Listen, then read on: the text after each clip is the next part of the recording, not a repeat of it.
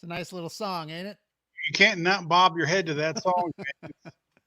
It's awesome. That's hilarious. Yeah.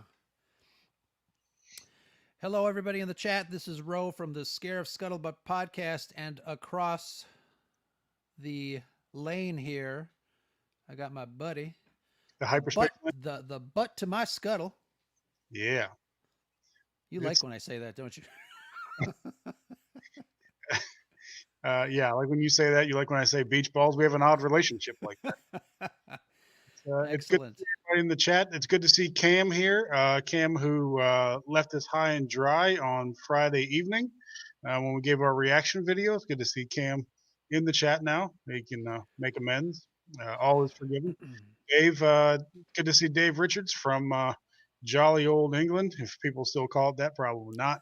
But Amanda and Fan Dads, Kevin, thank you all. Mr. Rez, thank you all for being in the chat. Thank you for spending your Sunday evening. Nicole Marie, thank you. Yes, Nicole is in the house. Fan Dads is in the house. Fan Dads, check them out. They're another Chicago entity. Good to have the Shy representing here in the chat. Yep. Cam, I understand. He said he has some grooming to do. He obviously has not visited manscaped.com and used promo code beachballs yet for his 20% off on the best manscaping utensils out there. We'll go ahead and do the shameless plug right off the bat, thanks to Cam. But Ro, how are you doing this evening? I'm doing good. I can't wait to dive into this episode. It was really great. I know a lot of people in the chat are in the same boat as I am. I was a little distressed at this episode, and it's one of those episodes. I had to bring out the Scarif T-shirt that kind of represents what we're going to be talking about. Friends don't let friends fly X-wings in honor of our fallen Imperial comrades. Indeed. May they rest in peace. But seriously, folks, it was a really fantastic episode. We're definitely going to dive into it tonight.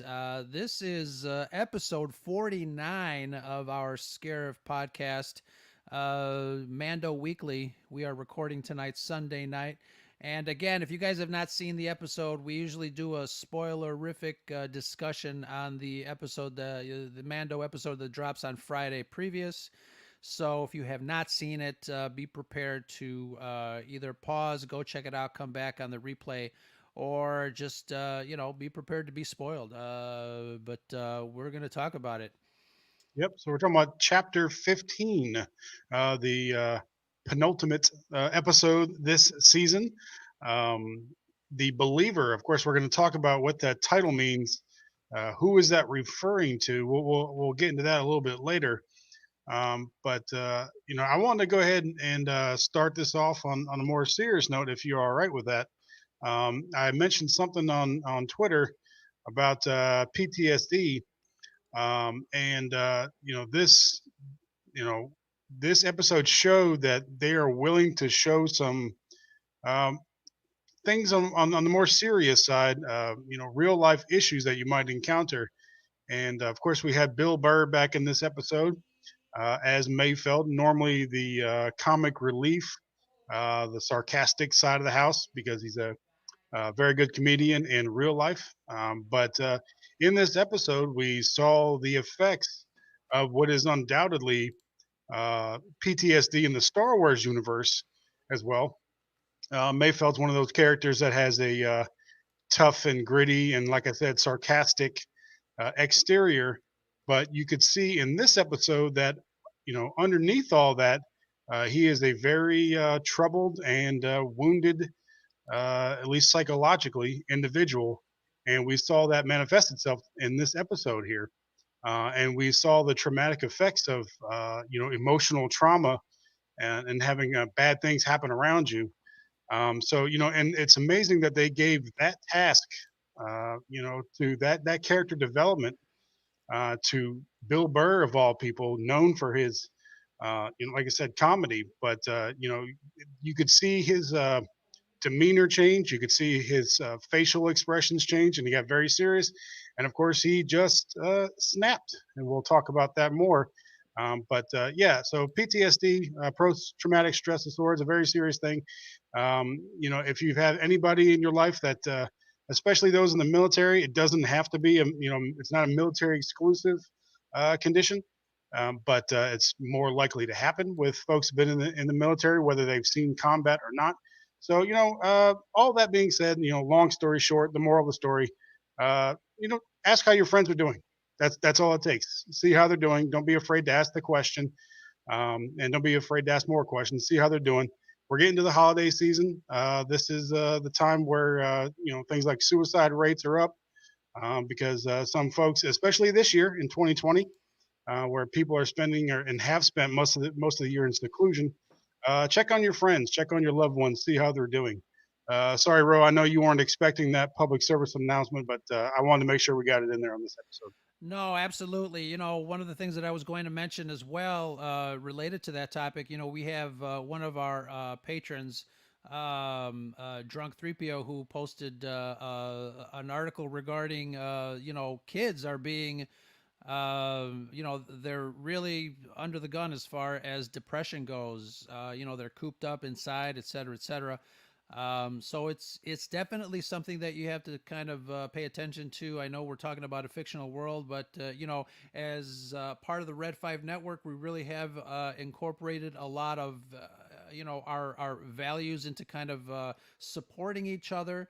And I would really hope that it would extend beyond the Red 5 network. And like you said, check up on your friends, check up on your neighbors, especially during these times, because the stress of being cooped up, because of what we're going through, can really take a toll. But here we are amongst friends, everybody in the chat. Caesar, thank you very much for joining us. Cam, Ray, Amanda, yeah, for sure. This is definitely an episode that we can really sink our teeth into. Getting back to just kind of real fast, this episode was very interesting.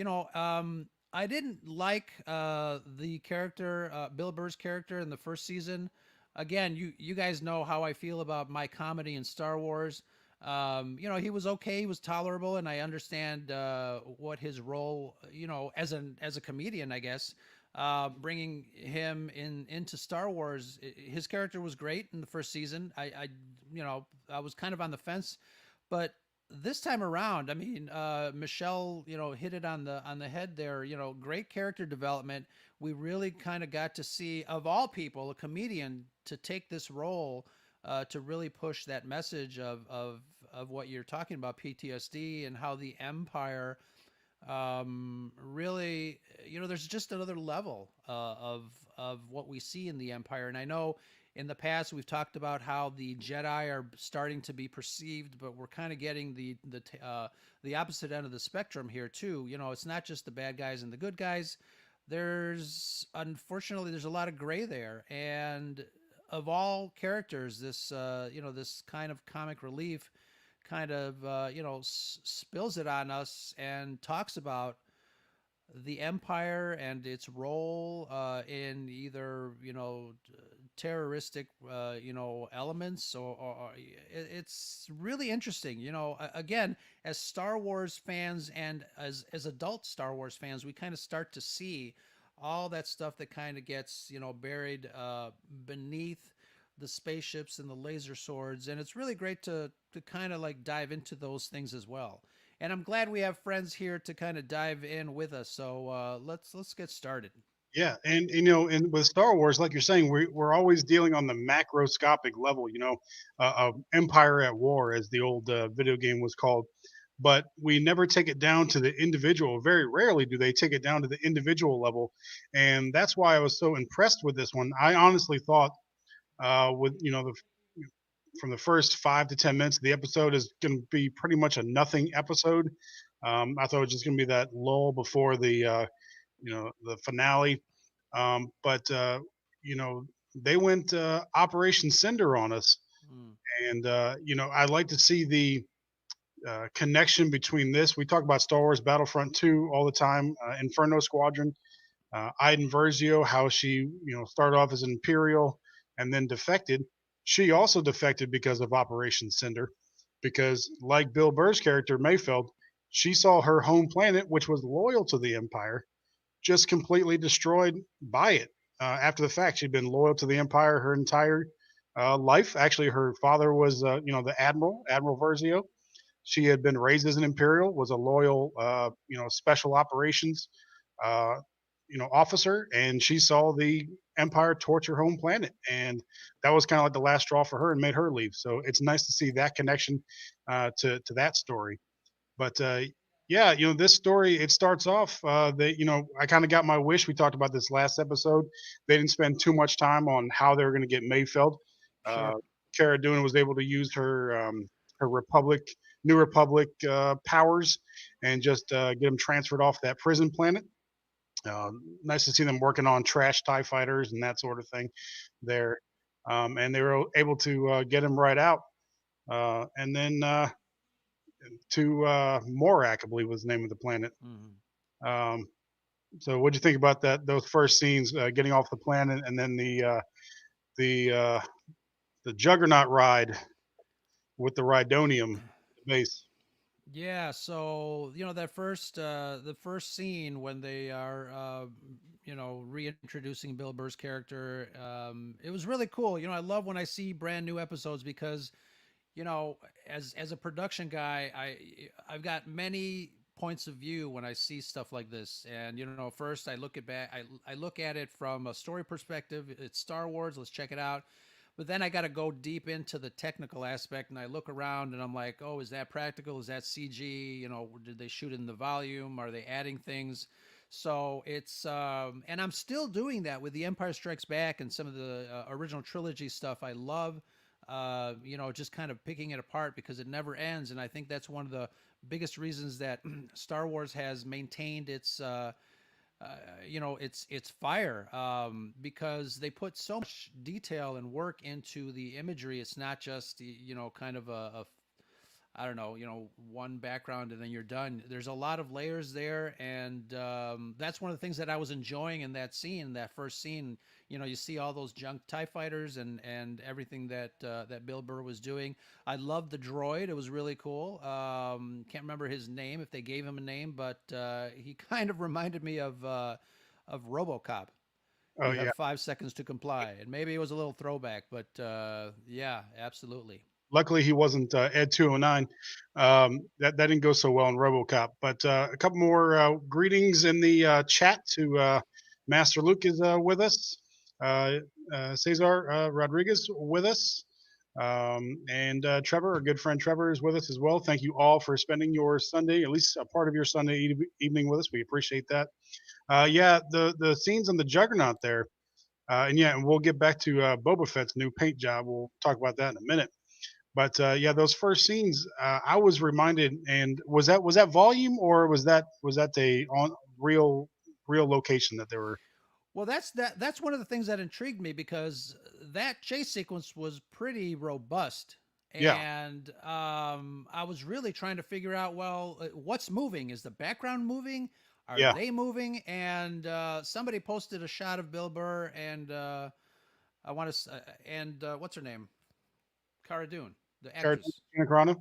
Yeah, so they a picture of them, and there's some background. They're definitely on location, but you see a traditional blue screen and some hardware in the background that's a little blurred out. So I'm really glad that this season they're starting to get outside the volume, and I know the volume is a great technological achievement, but I've said this before on the podcast and in our Scarif Lives, there's nothing that will replace actually going out to location or sets being constructed.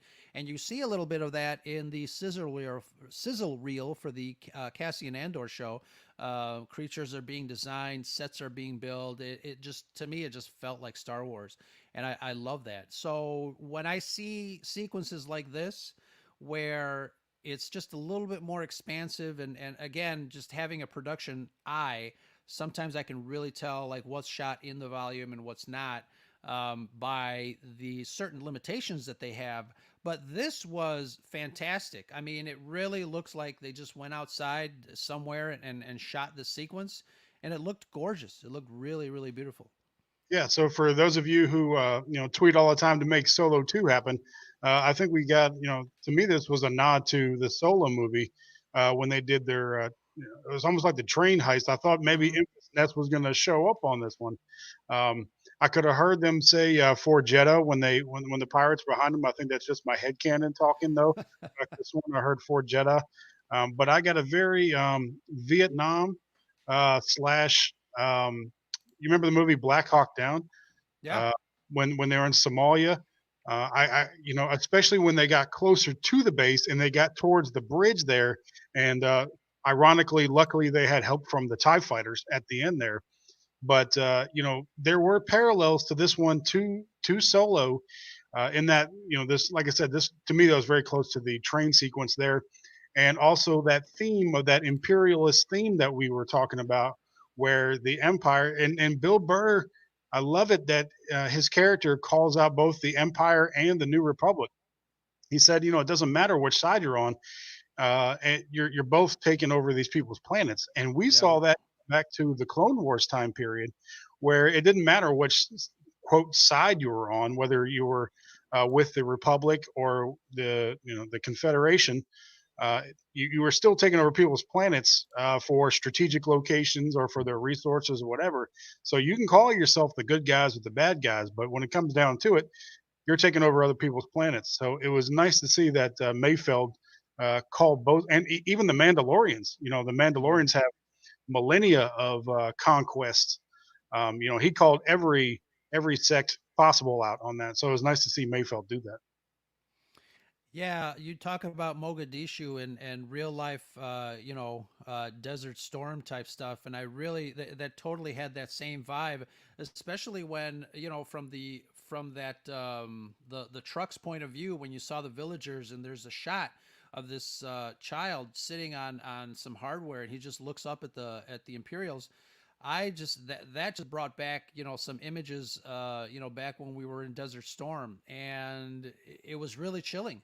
That kid looked very familiar, and I think I have to look for a concept drawing of him during. I think it's in the Solo book, but I'm gonna have to look at it. But yeah, this one has those types of messages and images all over the place, and I know some people have compared it to Solo and Indiana Jones, but definitely again, it looks fantastic. Yeah, you're talking about that. Remember our helicopter pilot that was downed. You Yeah. know, one of the in that operation, which was the basis for Black Hawk Down. Of course, we saw him as one of the good guys. The locals there saw us as something else. So yeah, that scene, that glance, they held that stare for what, about 5 seconds? Right. A long time in a show of this length.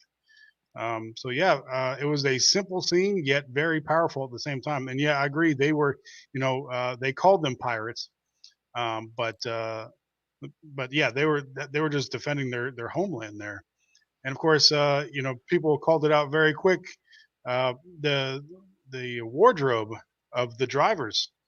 How about that? Shout out to Scarif there. Oh, I loved it. I absolutely loved it. We got a look. Uh, we got to look at some really great, throwbacks to some of the stormtrooper, outfits that we all know and love. The Scare Trooper. We had, regular stormtroopers. I found it kind of. I found it kind of interesting that when they escaped, after the TIE fighters came to rescue them and then they finally got into the bunker, that, again, just like you would see in the barracks after a mission complete, the soldiers kind of giving each other high five. I found that very interesting. It kind of humanized the Empire at that point for me, and I never thought that I would be able to see that from that point of view. Even obviously our affiliation, our love for the Empire in Star Wars, but it was just an interesting thing for me to see that. Well, yeah, I mean, like I sort of saw the wreckage the first time I watched it, but I didn't pay much attention to it.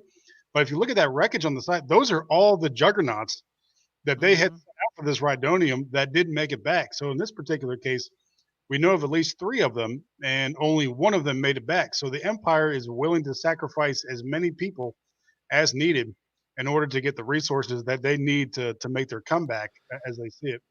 But yeah, Yeah. let's take it back though now to Boba Fett. How Oh boy. the new paint job, the new wardrobe there.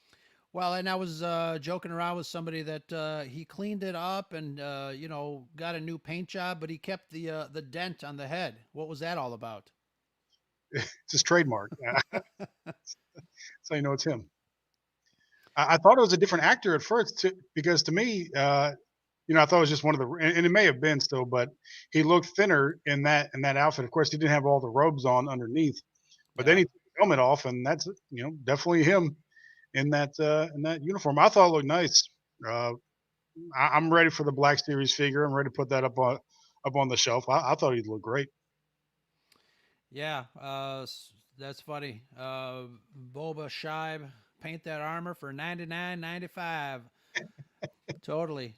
Yeah, That was the joke of the day. But yeah, absolutely. I think Boba Fett looks fantastic. I think the fact that he's in the show, when we first imagined a Star Wars on the small screen, I never thought that I would be able to kind of see, some of these old legacy characters kind of pop up. Boba Fett, I read the old Marvel comic book adaptation of what happened to him after the Return of the Jedi. Never thought that I'd actually see anything in live action like this. So it is fantastic. I'm so glad that Boba Fett is in here. I'm so glad that Slave One is in here. I know you want to talk about that one shot, and they didn't make a big deal about it, which I love. They're sitting in the cabin of the Slave One, and all of a sudden you see the rotation. Oh, yeah, that was hot. that was epic. I love that part. I mean that detail. Like this is what you wanted or this is what your imagination showed you back in the 70s and 80s when you saw Star Wars. You had to make that stuff up in your head. This is what we were doing in the backyard, out in the schoolyard with the ships and everything. So fantastic, yeah. When he takes off, he's horizontal, and then he's vertical like he should be when he's at cruising altitude. You talked about them getting into the base, and interestingly enough, the easy part was getting the information as to Moff Gideon's whereabouts. But let's talk about that. Mando once again took his helmet off, and the facial recognition worked on the Imperial terminal. Yeah, so two things there. Michelle from Force of Light Entertainment talked about character development, and I'm going to bring that up again. And never take your helmet out. It's part of the creed, Mandalorian. But there is definitely character development in Mando where he's no holds barred when it comes to the safety of Grogu, safety of the child. So he is all in, and I love the fact that he was able to do that, and I love that he kind of he didn't bat an eyebrow. He just I need to do what I need to do so I can rescue him. And this last episode is gonna is gonna be really. I think it's gonna hit us in the feels. Yeah. So how did his facial recognition? How was that successful with that computer? Well, that's what I was gonna ask you. Is it just that it sensed a face and that's all it needed, or No, that would have been class. See, that would have been classified. There was, I don't think enough people are talking about that because that's got to be classified information. The locate. I mean, uh, so he had there's got to be some kind of clearance involved in order to get the location of an imperial ship. A ship's location is a highly classified information. So it wouldn't just give that to it wouldn't have facial recognition if just anybody can do it. So for the facial recognition to work, it has to think that he has some right to that information. I might be blowing this out of proportion, but I don't think so. I think there's a reason why I'm suspecting he may be a clone. As somebody said in the chat. well, here's the funny thing because I put that up and remember way back when I said that the foundling, the Mandalorian Din Djarin, he's got to be someone of some importance, and I still kind of maintain the fact that they kind of tricked him into never showing his face, because if he did show his face, then somebody, I don't know who, somebody would recognize him as who he really is. They were trying to hide him. Star Wars obviously has all these subtexts about hiding someone important. You have Luke, you have Leia. So it's good, Ray in the sequel trilogy. So it would be very interesting to find out if indeed Din Djarin is someone that needed to be hidden away under a mask in another culture. So the fact that the facial recognition recognizes him is very significant. And you're right, not a lot of people are talking about it. And what do you think it all means? I think there's you completely called it on this one. As far as why he kept the helmet on, and it being his particular sex that did that. Someone asked in the chat why Bill Burr didn't put his helmet back on. One, because I don't think Mayfeld cares at all that character, but also, if you put like the whole story together, he was obviously an Imperial. I'm not sure what level, but it seems like he did work on the ground. He did have boots on the ground at one point. Um, I'm thinking he may have been presumed dead by the Empire during Operation Cinder. Um, but I think because the original plan was for him to go in there and do it, and of course he just freaked out when he saw that Imperial officer in there. But Yeah, he was going to go right up in there and get the information. So I think he still has, on some level, Imperial ties. Not the Tie Fighter type, but connections to the Empire. But that was, yeah. Somebody mentioned this is the first episode without Grogu. Couple things. We did just fine without Baby Yoda. That was nice. And you were speaking on Boba Fett a couple minutes ago, and I just want to point out that we have Fett there, and he is not drowning out Din Djarin or the storyline. it's true. We were a bit worried about that, and in general, people were worried about that it would turn into the Boba Fett show. He's there, and he's completely a supporting character, Yeah, and he's good with that. Tamora Morrison's obviously good with that, and he worked great as the heavy muscle and the driver. Who would have thought? Who would have thought 20 years ago we'd be watching Slave One flying around? Uh, exactly. just amazing. But you know, yeah, I think there's definitely reason. I think seasons the next season will probably get more into. I mean, they've been very slowly building up his history. Hmm. They've been putting additional layers on it just piece by piece, and I think over the next season we'll see even more depth to his character. And we But haven't seen a flashback like we did in season one, so I'm wondering, if we're going to see more flashbacks just to kind of put some more pieces together. What do you think? I think maybe his psychological wounds are healing a little bit, or maybe now that he has a sense of purpose with the child, is why Yeah, he gets those less because he has something to focus on. sure. That's all just conjecture, but I think maybe that's why. But how about that Imperial officer, man? Did that guy not epitomize what it means to be an Imperial? Somebody had posted the actor's name and the other role that he was in, and I totally forgot to jot that down. But he definitely, uh, represented what what Imperials were like. And I love the fact that they had this little conversation. I mean, again, getting back to Bill Burr, I mean, people are wanting him to get some sort of Emmy award or accolades for his performance in the show. I'm totally for that. It was just well done, well played. The even the subtleties with Din Djarin when he's sitting at the table, and he notices that he's about to do something. He does this like little nod to Bill Burr's character, and it was is Yeah, really fantastic, really fantastic. King from Game of Thrones. Well, he was the Night King from Oh Game. yeah, yeah, there you go, the Night King. Yeah, He had infinitely more lines in this story than he did in Game of Thrones. He just kind of walked around in Game of Thrones. He didn't say much. Um, but yeah, I like how the Mandalorian got a nickname, Old Brown Eyes. That's all they call him. He got his hearing lost during a battle. That's pretty funny. And a lot of people also didn't notice the other joke that was in there about his TPS reports. Let's go file your TPS reports. And of course, that's a beautiful nod. I mean, a very overt, not subtle at all nod to Office Space, which is now, I think, 20 years old.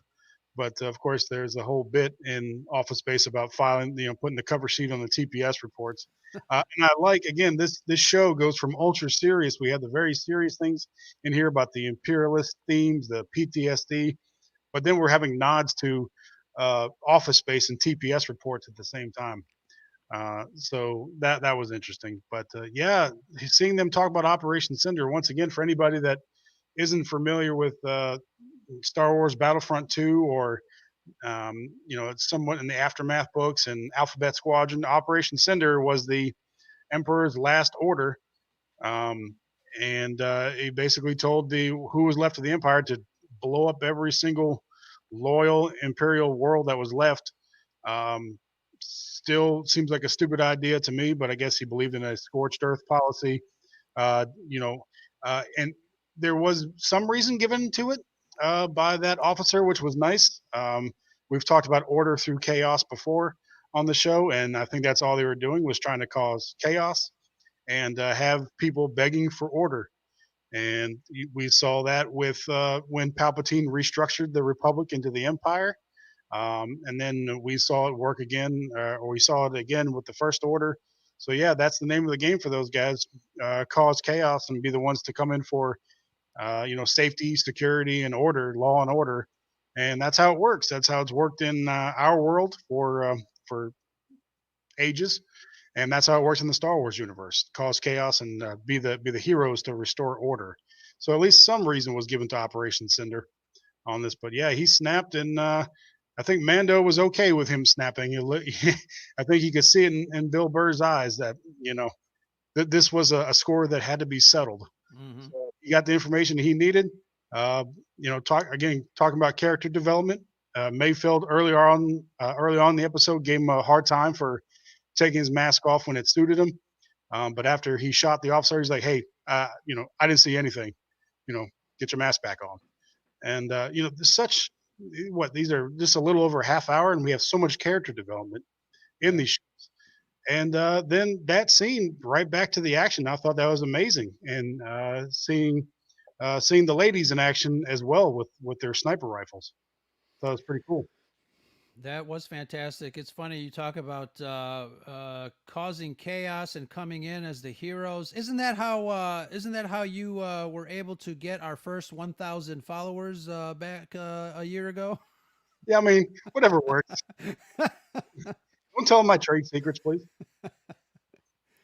But yeah, that action. I mean, again, just you know, making it seem like they were outside. The shots were beautiful. I mean, again, Slave One in the sky doing its thing, and we'll get to that part real soon because I was really impressed and really glad that they brought back some hardware Yeah, from the prequel trilogy there.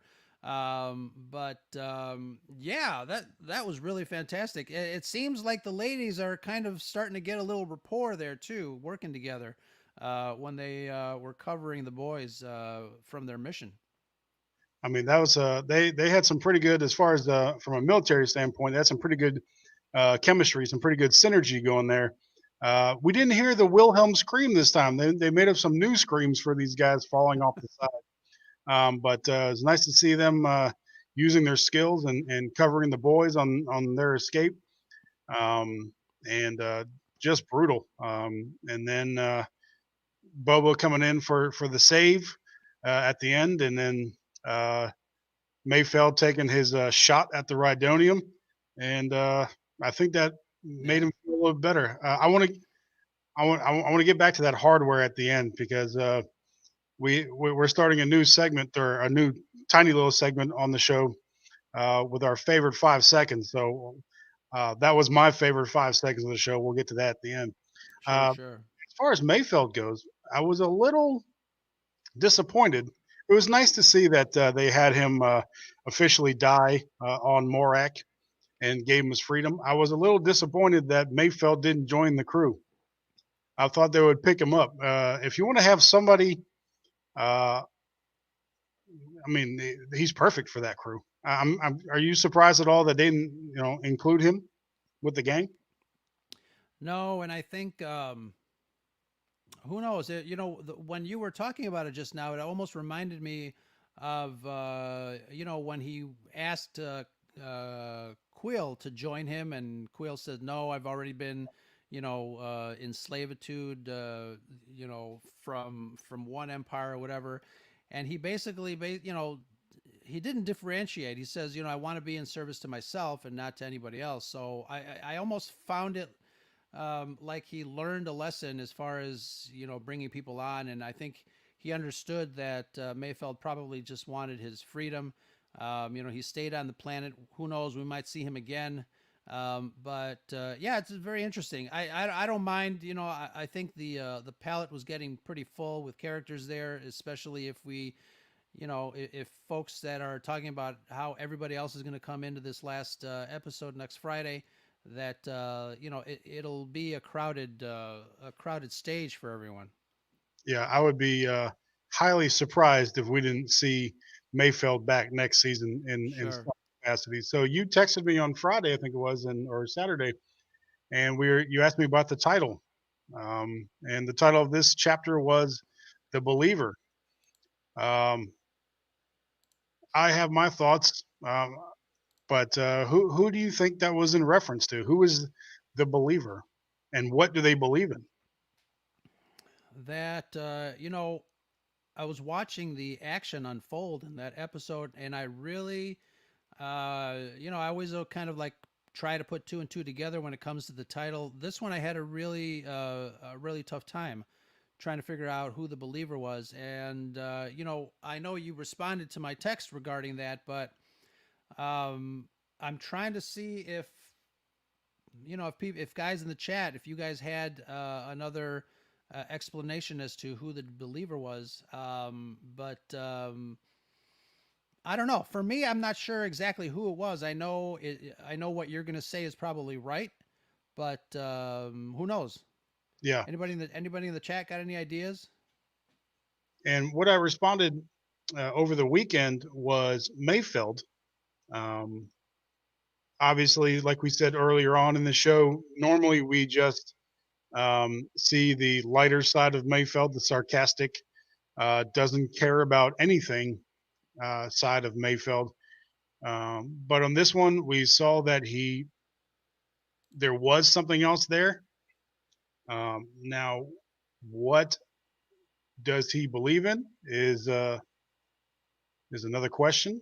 Cam thinks it's multiple references that he believes in the rebels being Mayfeld. But Din is a believer, but his beliefs are changing from the strict way. And I agree with that.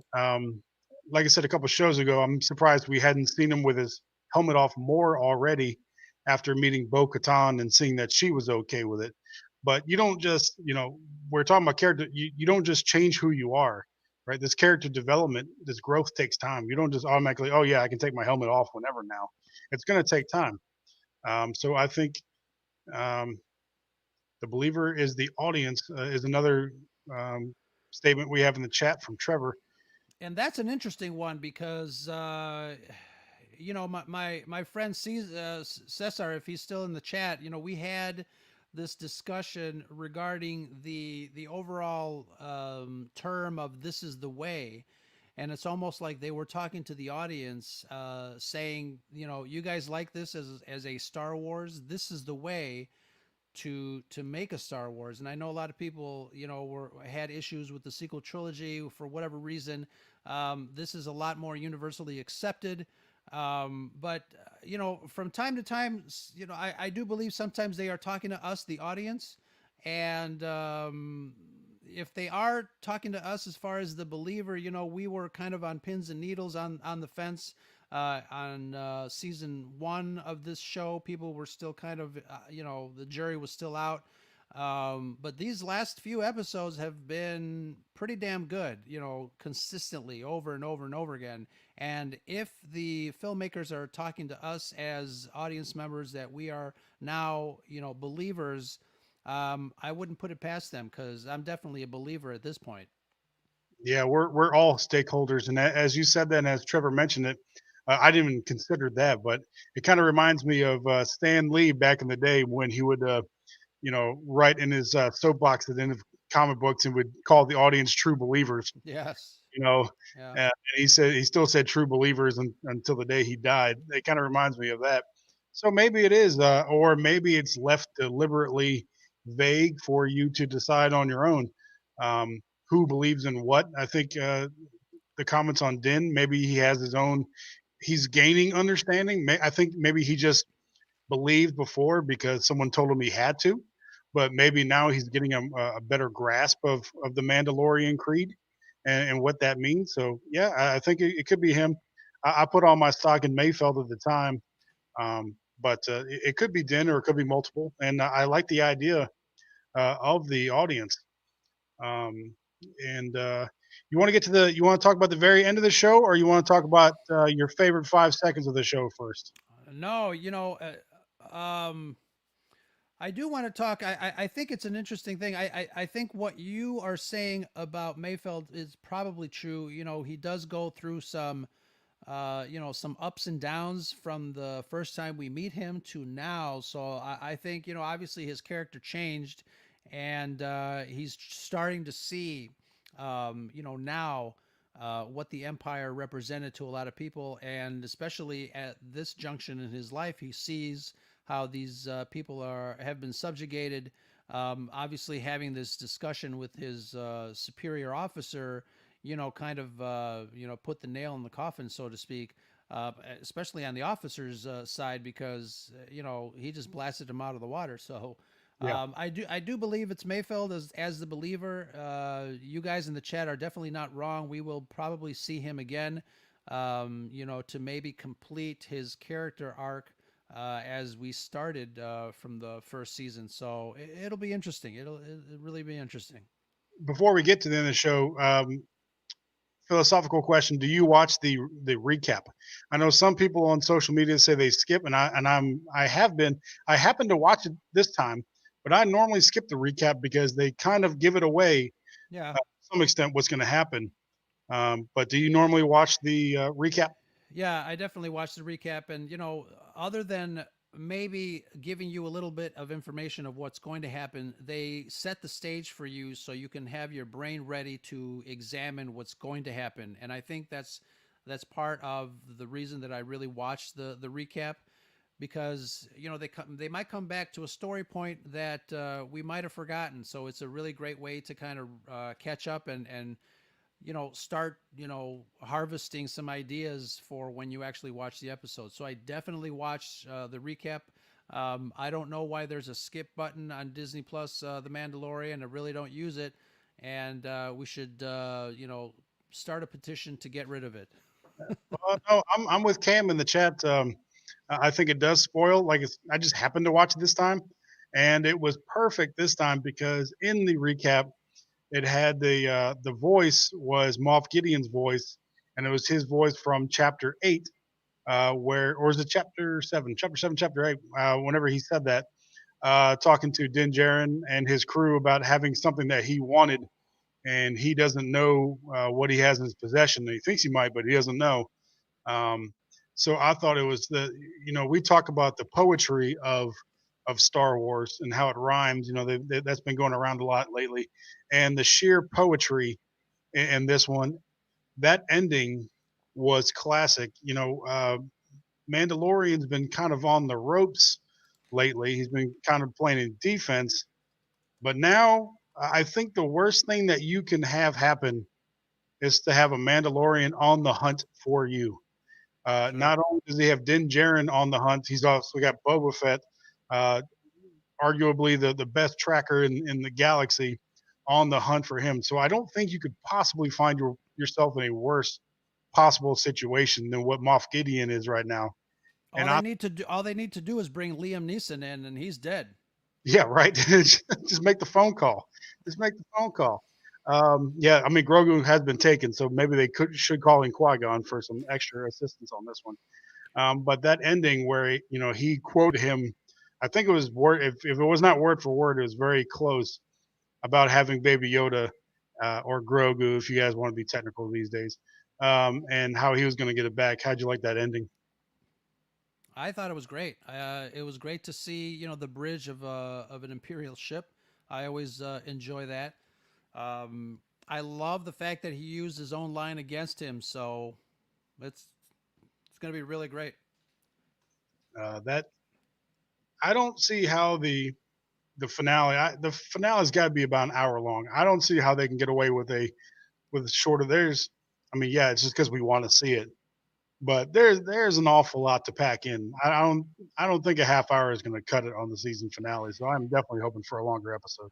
And do you think that the season finale? I'm asking you guys in the chat too. Do you guys think that um, it's going to complete the story, or are we looking at a cliffhanger? Um, in the biggest of proportions, because next season is not till next year in December, so we got a long time to wait. What do you guys think?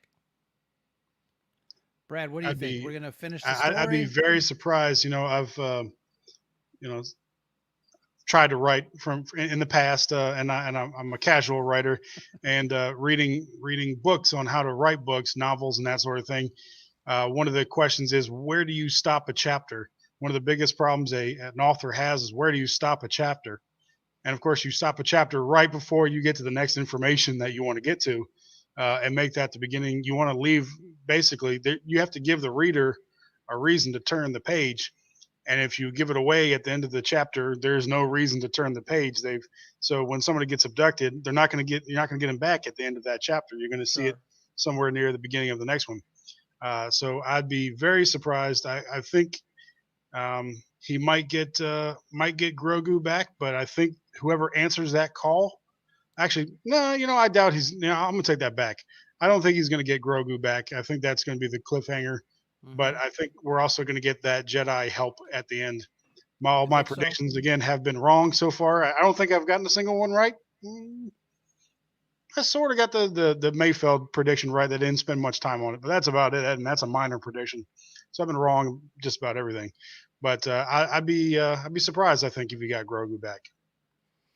Absolutely. I definitely think it's going to be and I've revised my ending cliffhanger shot several times. Initially, if you guys remember, I said that Ahsoka Tano was going to be the last shot of the last episode for this season.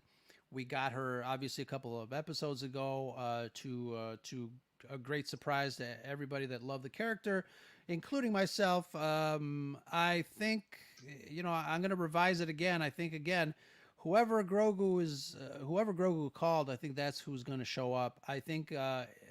And it's going to have to be big, because if it's another Jedi, someone we've never heard of, then that year is going to be it's going to come and go without any pomp and circumstance. It's going to be like, who cares? We don't know this guy. But again, I know it's a pipe dream, but just imagine if an X-wing shows up and somebody, uh, you know, pops out of that X-wing, and it's somebody that looks like Luke Skywalker from the back, because that's how I would shoot it. Yeah, But that or just the imagine Red 5 helmet. just a red 5 helmet. They put it down on the console. That would be freaking amazing. Well, Um, I'm gonna give us a Hail Mary. That's a sports reference, by the way. oh, A Hail thank Mary you is a for long explaining pass it. that doesn't have a Gotcha. very high success rate. Just so you know, and it's a Okay. sports ball term. Just so we're on the same page. I can't believe you're in Chicago. You don't like football, but anyway, can't believe they haven't kicked you out of Chicago yet. But anyway, I'm still going with a beautiful redhead with a purple Uh, lightsaber, and that's my Hail Mary. Can you imagine? We have a year to go before the next season. How much talk there would be if that were to happen? Don't that's think why, so. I don't yeah, think it's going to happen. yeah. But man, could you imagine? That's why I agree with Cam, and I'm glad Cam agrees with me. Something big has got to happen for us to be, still talking about it 12 months later. I think I think something big is going to happen, and I'm really excited for it. Obviously, you've got the announcement that just happened on Friday with the rest of the Disney Plus shows that we're going to be, enjoying. But yeah, this is going to be fantastic. That would be an amazing thing. And again, just I wanted to quickly. Well, let's talk about our new segment, our Yeah. favorite 5-6. Yeah, so we're late in the game. We only have two episodes left. This one in the finale, but I thought it'd be fun, and we want to get some input from the chat as well. What are your favorite 5 seconds from this episode? I hashtagged it on Twitter because letters are at a premium. Fave 5 sex, and that's hashtag FAV, the number five, the letters SEX. Your favorite 5 seconds. What were your favorite 5 seconds from this show? Because again, we only have 180 characters to work with, so we got to keep these hashtags short. My favorite 5 seconds. That's why I didn't want to give it away earlier. Uh, I've talked about my love or lack thereof of episode 2 since we started this show. It's always up there with the Last Jedi for me as my least favorite of the episodes.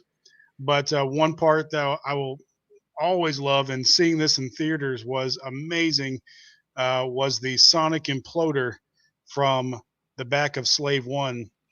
Seeing that, we had little Boba with his dad, or yeah, I guess dad. We can call him dad, with Django in the asteroid field being pursued by Obi-Wan Kenobi, and they dropped that sonic imploder. And I think this is one of the best sounds. We've talked about sounds many times, and Ben Burt's amazing work. And I think this is one of the best sounds in the Star Wars universe, and that's how it goes completely silent. And then the sonic imploder just wrecks everything in a, I don't know, 10-mile radius, it seems like. So that was definitely my favorite 5 seconds, seeing that thing pop open. Again, I grabbed my son when that happened, when it opened up and you could see it, the canister there, and he just dropped it and then got the sound and everything. Absolutely love that part. So that was my favorite 5 seconds. Ro, what was your favorite 5 seconds from this episode? That's going to have to be one of my favorite 5 seconds of the episode. I think the entire episode for me was like just a kid in a candy store. From the beginning to the end, there was just a lot to see. And yes, the sonic explosion, the implosion was fantastic. I love the way they brought that back. But again, because of my love for stormtroopers, and obviously my love for the film Rogue One, to which our podcast is kind of favorably named after Scarif. I really enjoyed the few seconds of the introduction of all the stormtroopers and the shore troopers that came out of the garrison when the tanks came rolling in. I think it's great. It's to me, it's always a blast to see stormtroopers just running towards you. I think it's quite a sight to see, and I love that. And they looked fantastic. They looked great. Even the regular old traditional stormtroopers looked like they had some wear and tear. But I don't know, something about those shore troopers, on this post was really fantastic, and I loved it. And obviously, again, our t-shirts are on sale. If anybody wants to check it out, T Public. Look for the Scare Scuttlebutt podcast. All our shirts are, I think they're $13. They're really great. Check out, and there's not just ours, but a lot of our Red 5 family tees are also available there.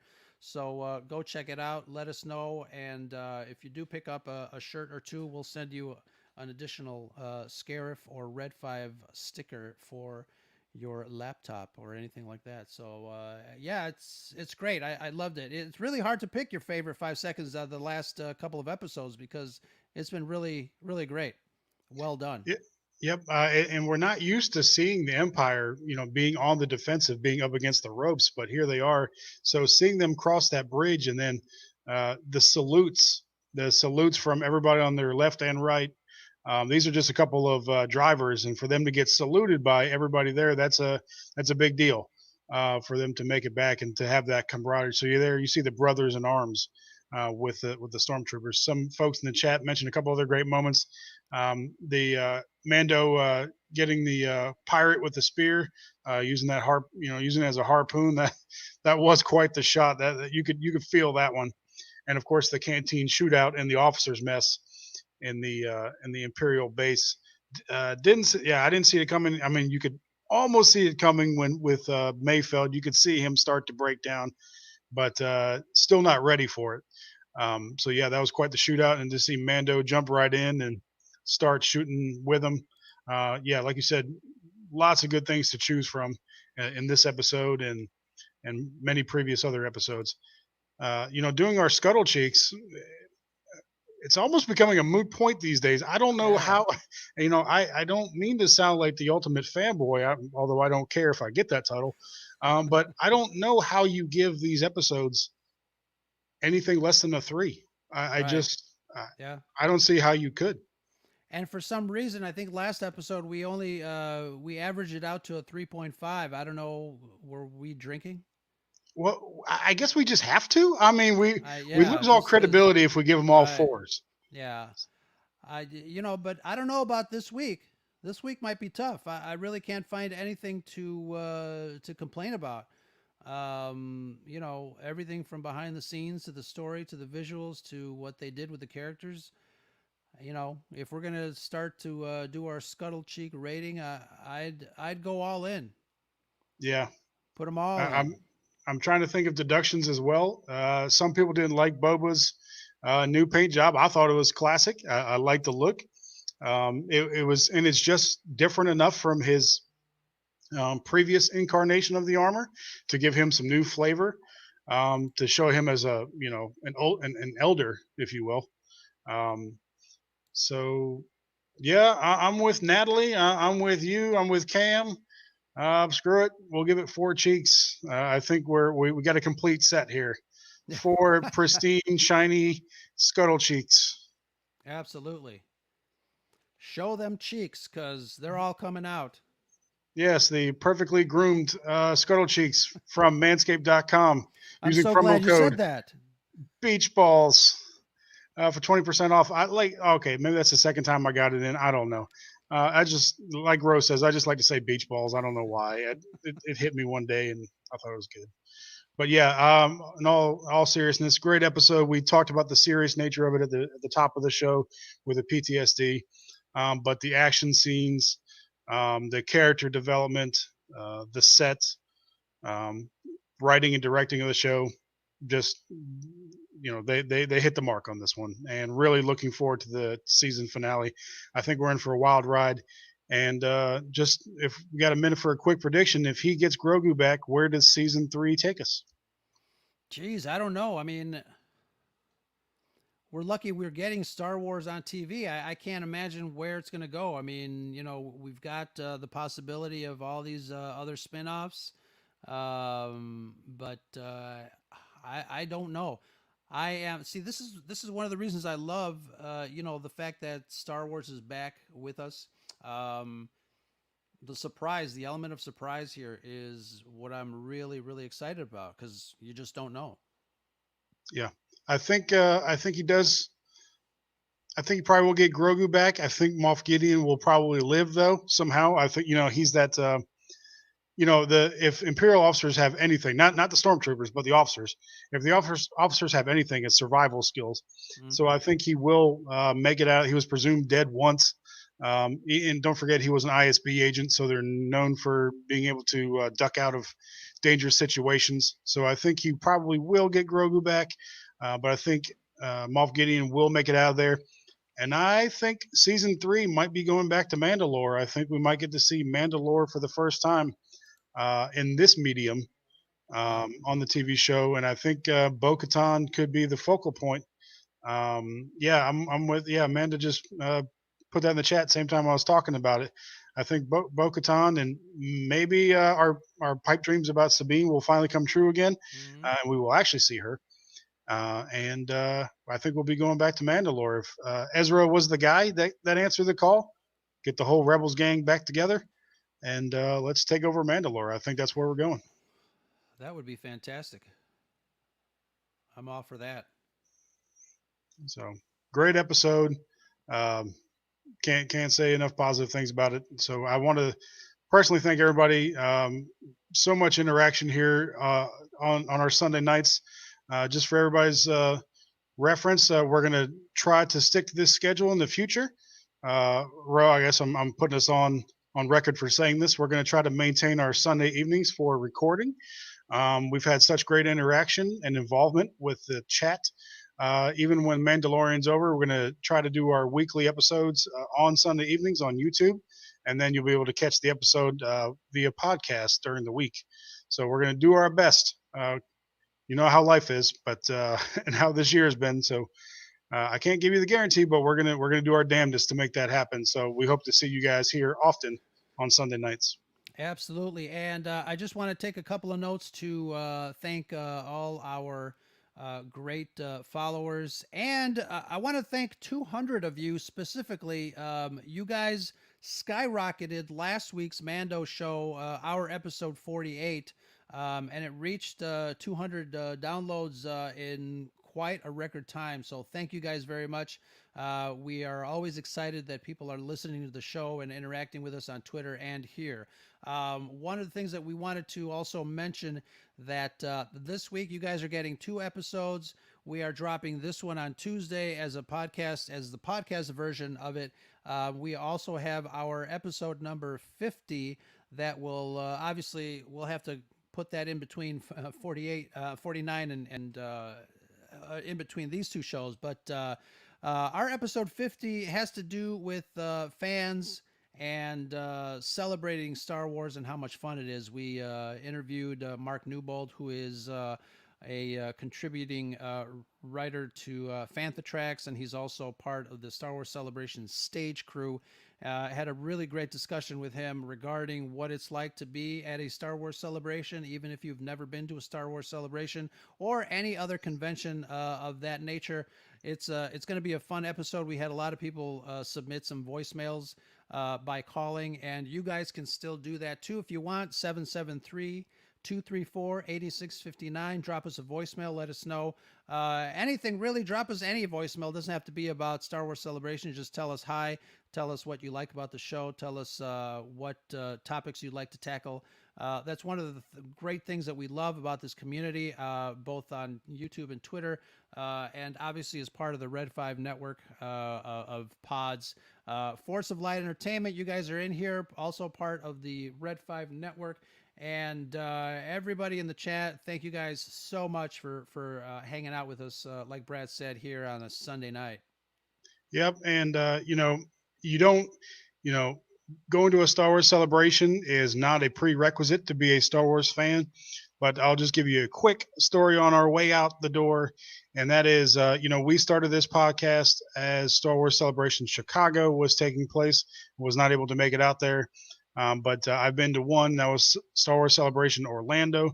Was able to take my 4 kids down there, and the goal of this show can be expressed by what happened to me there.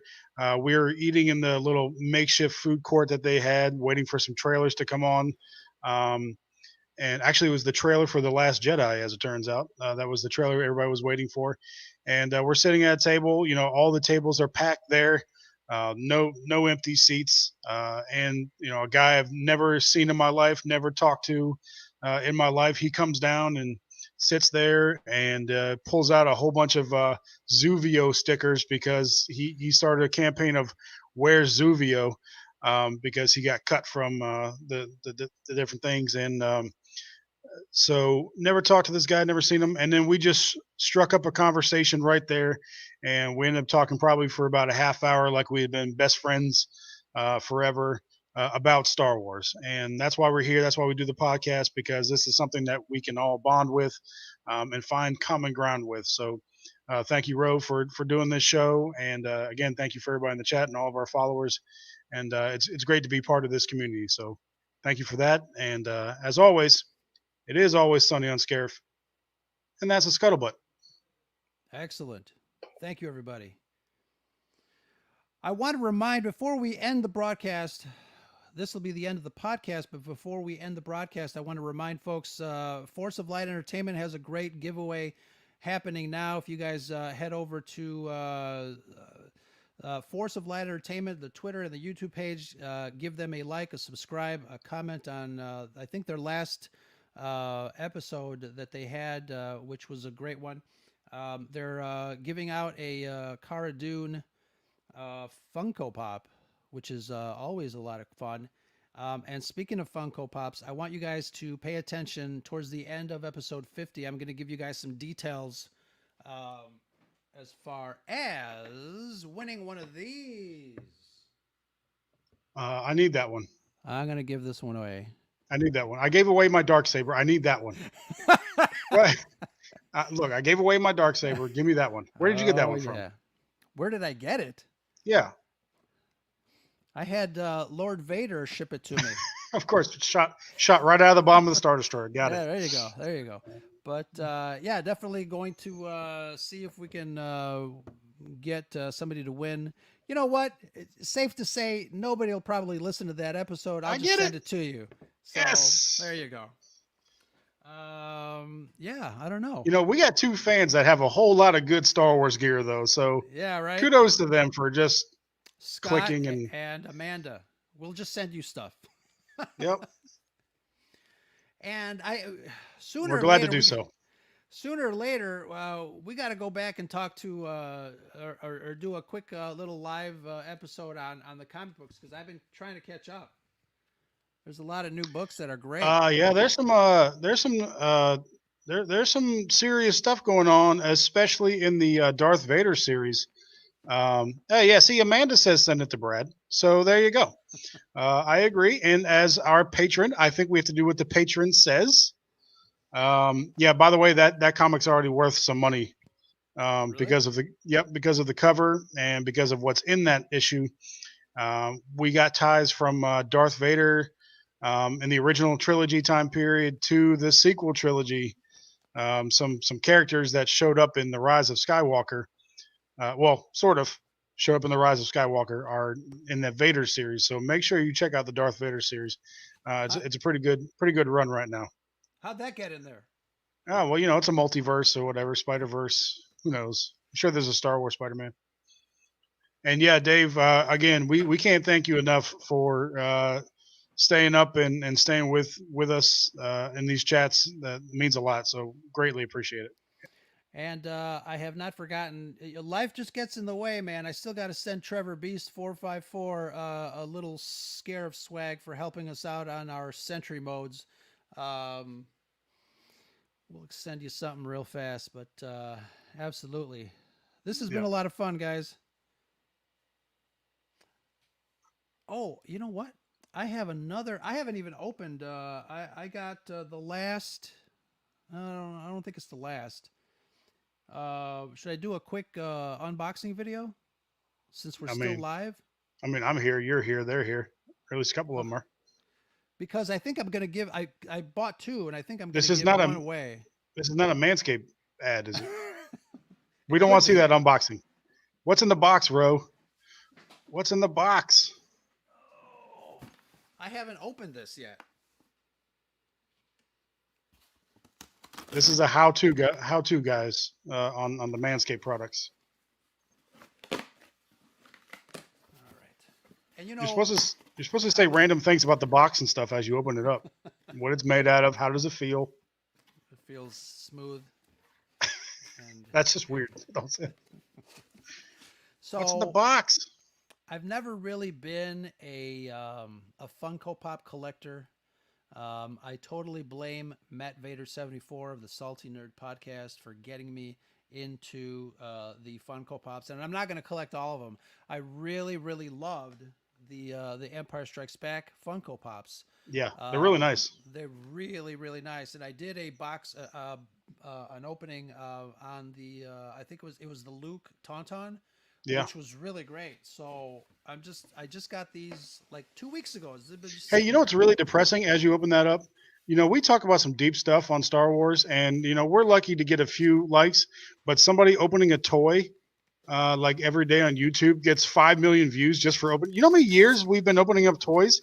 Yep. I didn't know somebody would just watch that. That's why I stopped doing, because I was going to do them continuously, but then I saw Matt Vader doing one, and it got like 280, and mine is still at like 22, and Yeah, I've got production value in there. I'm like, what the I'm sure you hell? do. Yeah, and I think it's time for me to repost my my photos of my Funko collection. Pretty Yeah, I sure know. I got them beat.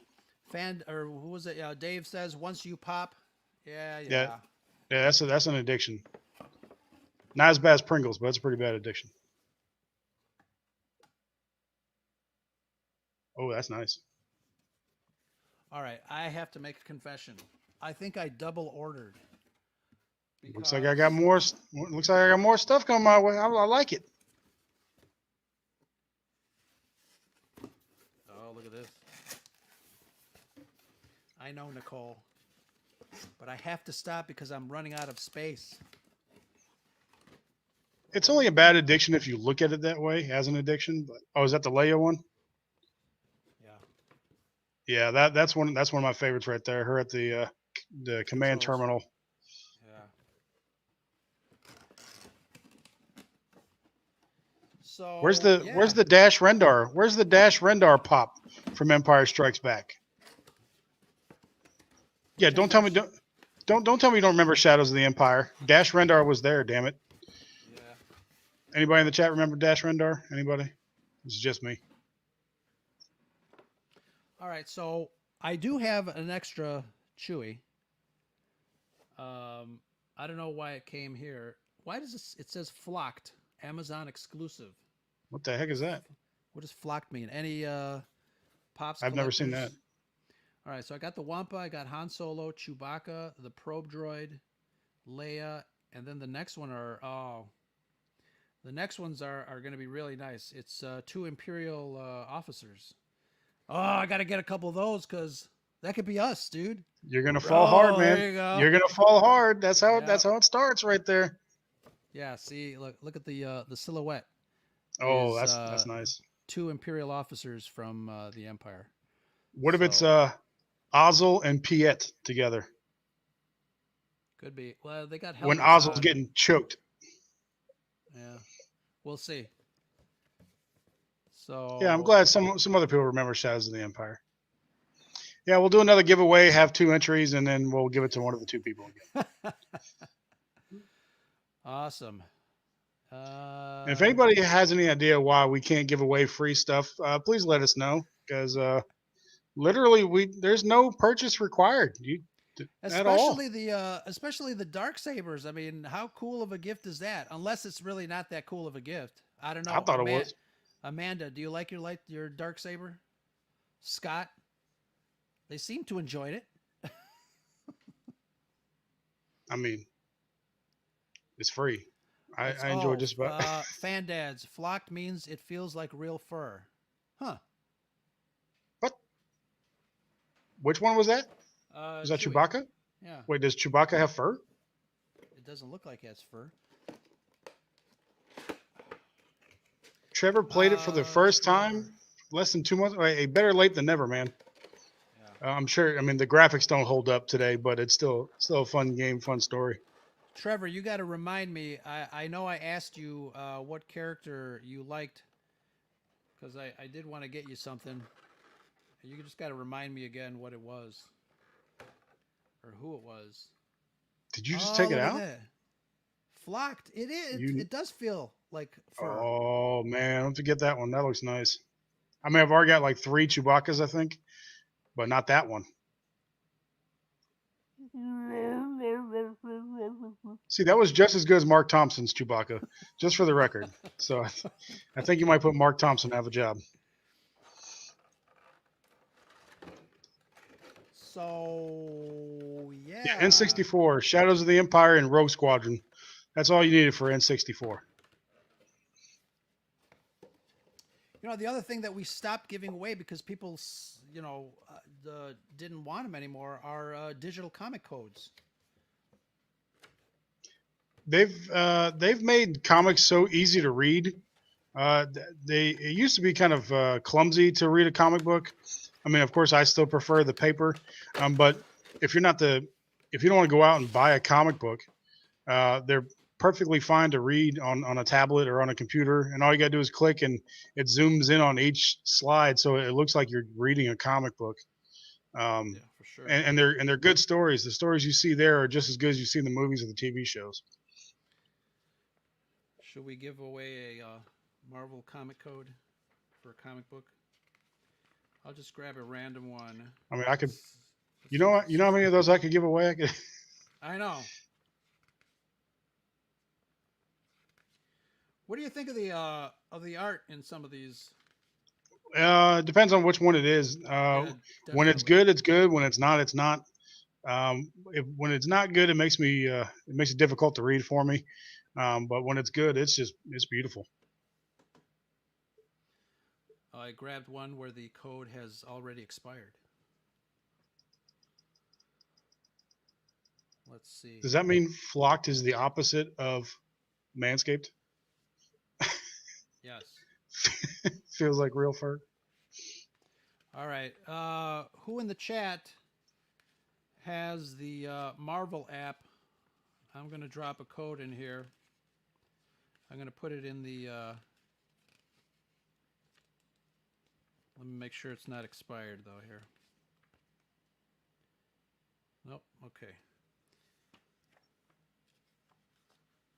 You guys still with us?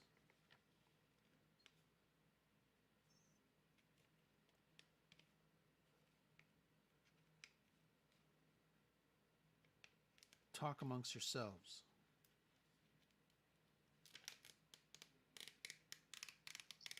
While he's doing his thing, for those still in the chat, just wondering what your favorite episode so far of this season of Mandalorian was. This is the digital code that I'm going to be giving away. It That's is a great issue, by the way. Darth Vader number 5. Darth Vader number 5. It was kind of dark too. That cover art, like you can, even if you don't want to read it, you could frame that Yeah. and throw that up on your wall. Nicole, I'm like you. I prefer paper. And I always complain that whether you buy the paper version or the digital version, the price is the same. And I would love for the digital version to be less expensive because you're not getting a physical copy. But I understand that you're paying for the work of the art and the people behind the scenes, so I get it. But I'd rather get the physical copy, and you also get the digital code with it. Uh, You know, the United States is already living without Toys R Us, and I never thought I'd see that. And I don't want to see a world where we're living without comic book shops, without the local comic shop. So, yeah, I agree. Give them some business, support your local comic book shops. I'm gonna put the code in a banner here. I got to make sure I'm doing this right though.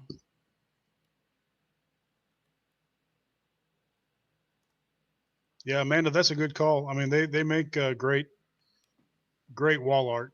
You don't need to go buy wall art. You can and Amanda, I'm not sure if you have one, but you can buy the frames that have room for like 5 different comics, That's cool. and make that a sort of a mural type thing. We need to get we need to get you a computer in your man cave so we can see some of that behind you. Yeah, I know. Yes.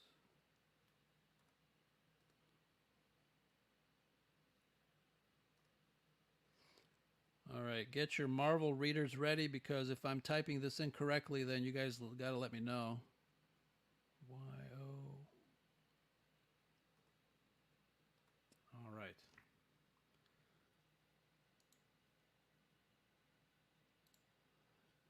This is going to be for Darth Vader number 20. I'm sorry. 5. Yeah, Okay. Amanda. Probably Amazon is the easiest way. I don't know what the shops having them anymore. I'm sure you can find one on Amazon though that has the multi space frame for comics. All right, ready? And again, this is a free for all, so whoever punches it into their Marvel reader first gets it. Here we So go. those so the digital ones have an expiration date. Yeah. All right, so I'll have to go through my comics and just see which ones have not expired.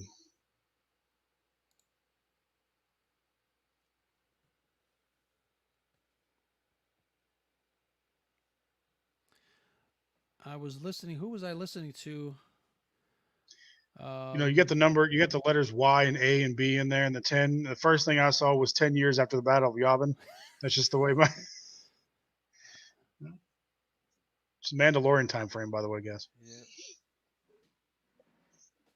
I got more, guys. I got more. Let me know who got it. All right, I actually got to head out of here. So again, thank you everybody, and I will see you soon. Thank you, Ro. All right, brother. We'll see you.